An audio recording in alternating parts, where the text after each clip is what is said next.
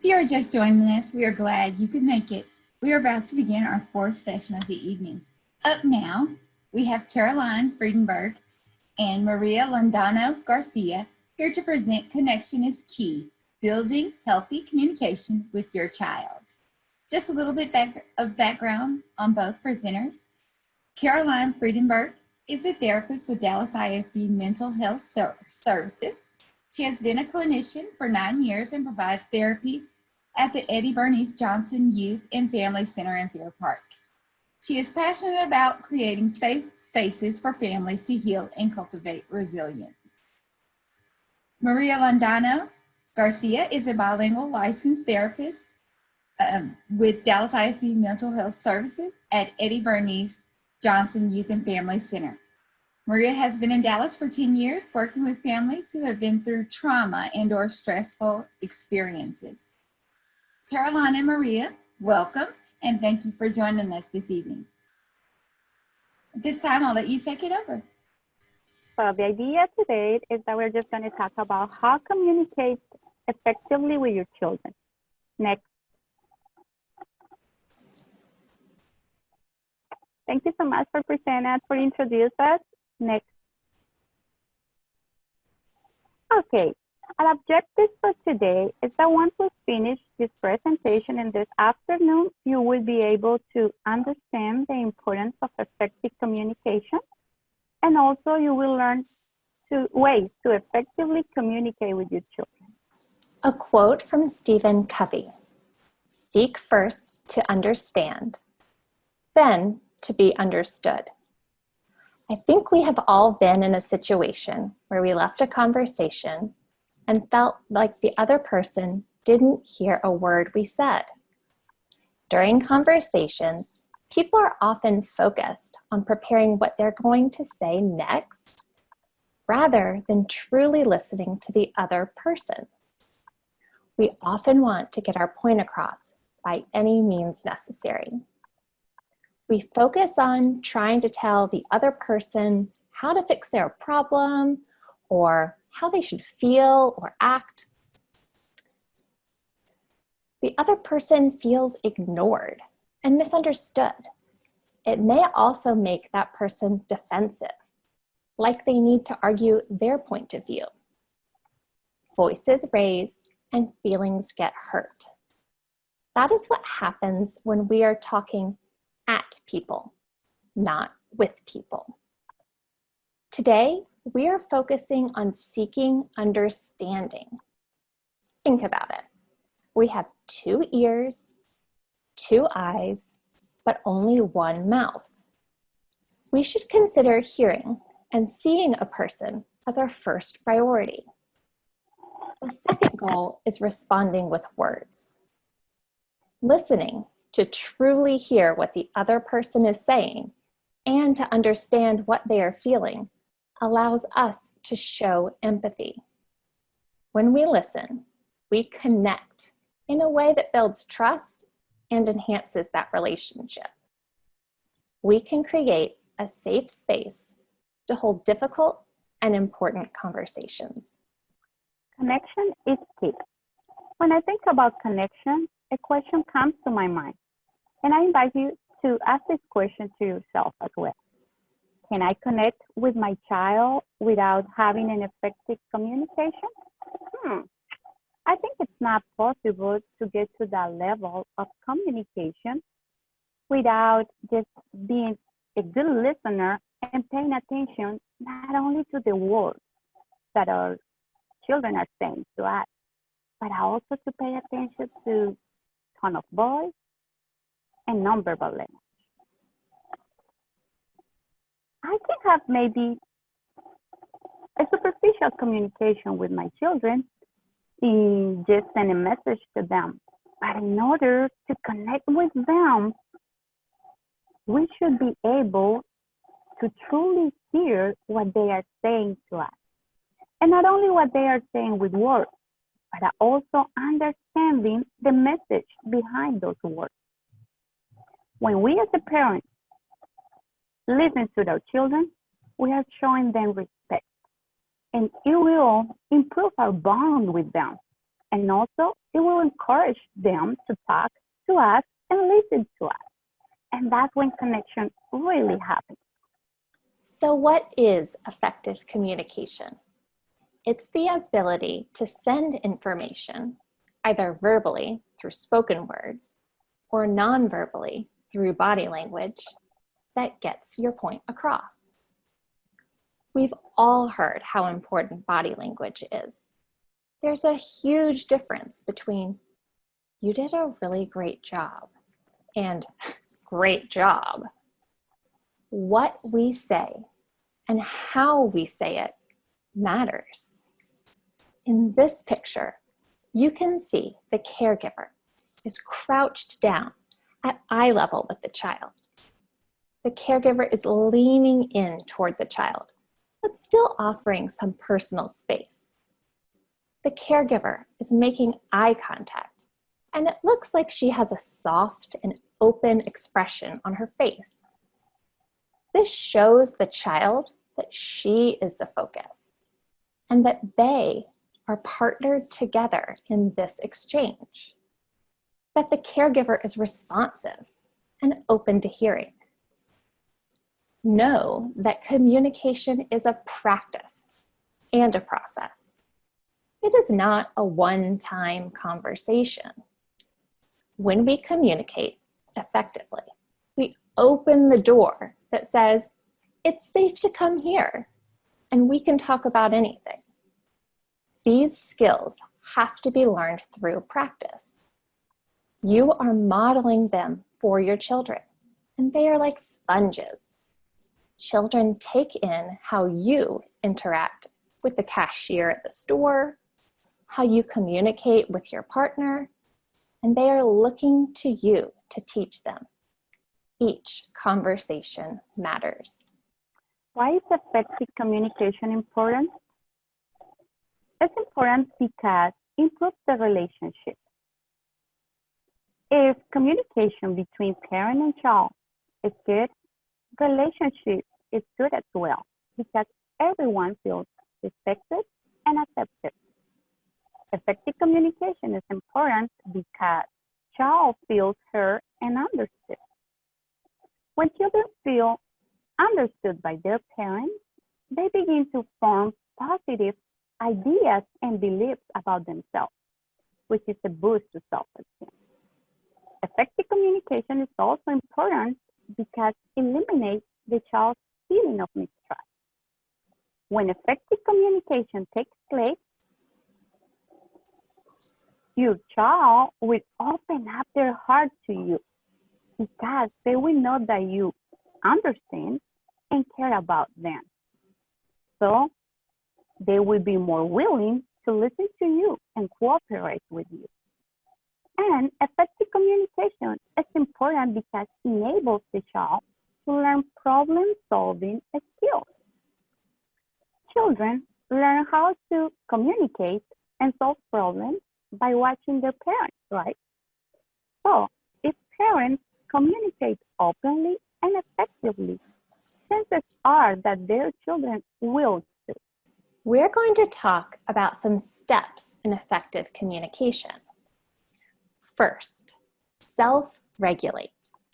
We want to ensure, prior to comforting your child, that you are in control of your emotions. When we parent from a calm space, we feel connected to and in control of our emotions. Communication is improved when we respond in a calm and secure manner instead of reacting emotionally and impulsively. We want to model emotional regulation.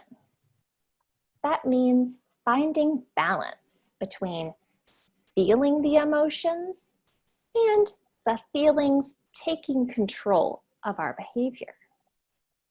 As parents, we need to know our own emotional buttons. And remember, it is okay to take a few breaths and give ourselves some space to collect our thoughts and to reset ourselves. if we are not regulated, we are not in a good place to communicate, and we cannot be the best version of ourselves with our children.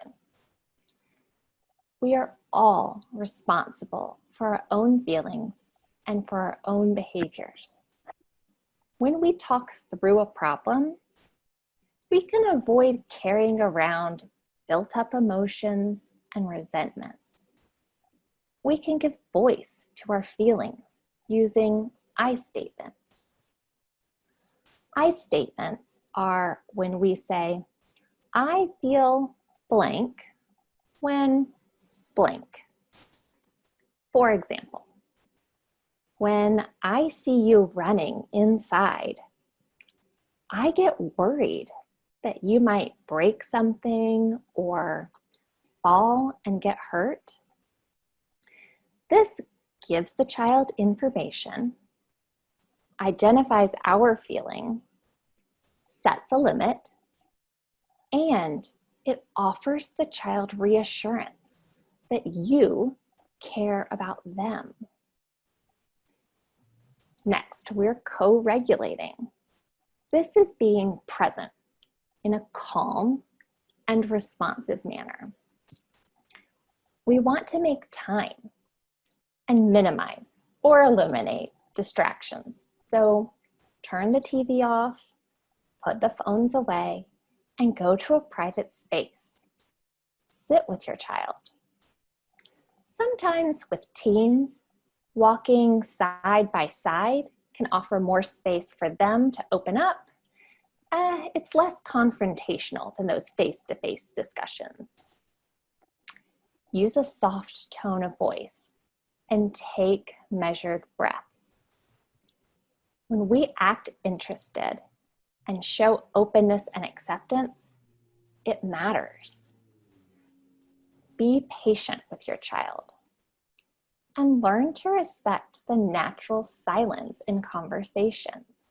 It's uncomfortable for all of us, but try not to fill that silent space with words. We really want to be intentional with our words. That brief silence might give the child space to gather their thoughts and share them. Avoid interrupting or correcting. We're going to let the little things go and focus on what your child is trying to communicate to you. The number one goal is allowing your child to feel seen and heard. This is part of developing trust and safety in that child-caregiver relationship. Show genuine concern and be authentic with your child. They know when we aren't. We want to connect on a deeper level by respecting and honoring your child's feelings and their point of view. It's not about being right or wrong. So we also want to be careful not to project our feelings onto our children. We're going to avoid you statements. You statements are the opposite of I statements. They tend to criticize and blame, which can create defensiveness. For example, you make me angry. You should. You always blank. And avoid minimizing the child's experience and feelings, such as saying things like, at least blank, or you should be grateful. People have it a lot worse than you. Also, don't be sad, stop crying. These really shut down that conversation and make the child feel like their experience and feelings don't matter. Co-regulating is about being physically and emotionally connected with the child. You might need to model breathing if the child is taking those shallow breaths, or soften your face and lower your voice if your child is raising theirs. You are helping them regulate so they can learn that skill. The next step is curiosity. A good way to show curiosity is built on what your child is telling you and show interest by saying things like, wow, tell me more about that. Really? When you do that, you are just paying attention to things that really, really matter to them. Another way is asking good questions. Good questions give the child the opportunity to elaborate on his or her answer and also provide us with more information. There are two types of questions, open-ended and closed-ended questions. Closed-ended questions are those with a single word answer like yes or no, good or bad. Some examples are, how was your day? Good, bad. Did you enjoy the dinner? Yes, no. Although those questions are a good place to start, the idea is to ask your child open-ended questions because these questions encourage them to talk about their feelings and thoughts and also give us the opportunity to go to a deeper level. Some examples of open-ended questions are, what was something that made you happy today? What was the best part of your day? How do you feel about going back to school? So the answer to these questions gives you the opportunity to go to a deeper level and also to pay attention not only to the words, but also to the message behind those words. And remember the tone of voice and body language. These answers will prepare you for the next step, reflection. Reflecting back. It is telling back your child what they are telling you without adding any other words or demands. It has the implicit message that you are present, and by doing it, you are helping your child to feel loved and valued. Effective communication takes a lot of work and practice, but making an effort and really listen them about their fears, hopes, struggles, and dreams, you will see amazing results. You will have a much closer and positive relationship. So, to summarize, communication takes practice and effort. We really want to check your body language and tone of voice. It's so important that we model the communication and behavior you want to see. We can use those I statements, validating and reflecting what you want to hear. Validating and reflecting what you hear helps with communication. We want to ask open-ended questions. And remember, when we give children a voice, it builds their self-esteem. And children that feel heard feel safe, and they are open to sharing. Because we are always learning how to communicate with one another. If you ever feel you need help, please do not hesitate to contact. Here is our information. Thank you. Okay, thank you, ladies. It is now time for our Q&A session. I have gathered the top questions most frequently asked during your presentation using our Q&A feature, and I will give our presenters the opportunity to answer those questions at this time. Okay. First, how do we get our children to communicate with us if they normally don't talk much? That's a great point. We all communicate in different ways. I think it's important to recognize that all behavior is a form of communication as well. So we have to set our own expectations aside sometimes. Just being with the child and connecting in these opportunities of connection, like making dinner together or taking a walk together. When we are really present and engaged with the child, setting aside our own expectations, we'll see them start to open up. And especially if your child is short on words, look to the body language, and you can always reflect that. If they are doing something like building Legos, you're noticing a trend. Wow, it looks like you really like to make them big and tall. They might say, well, yeah, it's a tower. This is the tower that they'll go on and on with it once you're taking an interest and meeting them where they are, not necessarily where we wish they would be. We all have different personalities and ways of being. Thank you. How do we communicate with our children when we make a mistake?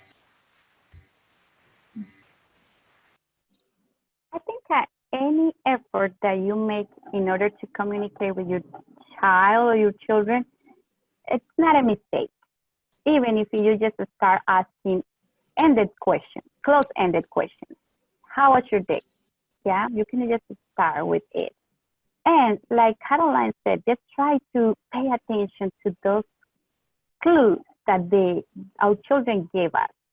Like pay attention to the tone of voice, the nonverbal language, and just try to connect with them. Even just playing a game, or even just talking about something that happens to you during your day, because sometimes we are just waiting for them to start talking.